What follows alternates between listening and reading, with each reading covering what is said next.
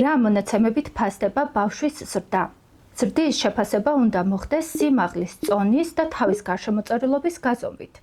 ეს მონაცემები იზომება და ფასდება პედიატრთან ყოველი ვიზიტის დროს. როგორ ვზომავთ წონას, სიმაღლეს და თავის გარშემოწერილობას ბავშვებში?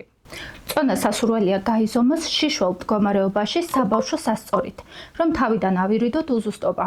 თავის გარშემოწერილობა იზომება რბილი საზომი ლენტით, რომელიც მოთავსებული უნდა იყოს სუპრაორბიტალური არეიდან კეფის შემაღლებამდე, რითაც ვადგენთ თავის მაქსიმალურ გარშემოწერილობას.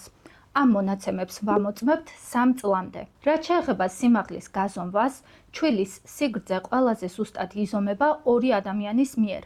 ბავშვის თავი მოთავსებული უნდა იყოს მყარ საზომ დაფაზე, ფრანკფურტის პოზიციაში, როცა თვალის გარეთა კუთხეები მოთავსებულია გარესასმელი მილის პარალელურად და ეს ხაზი პერპენდიკულარულია ტანის სიგრძივი ღერძის. ფეხები სრულად გაჭიმული უნდა იყოს და ტერფები საზომ ზედაპირთან სწორ კუთხეში მოთავსებული. უფროსი ასაკის ბავშვებში, რომლებსაც დამოუკიდებლად დგომა შეუძლიათ, სიმაღლე იზომება ფეხსაცმლის გარეშე, სტადიომეტრით, თავით ისევ ფრანკფურტის პოზიციაში.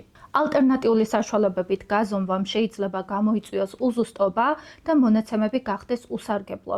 მნიშვნელოვანია ასევე შედეგების შედარება წინა გაზომვებთან და ზრდის სიჩქარის, ანუ ტენდენციის დადგენა, რომელიც უფრო ზუსტია, ვიდრე თითოეული ერთჯერადი გაზომვის შედეგი.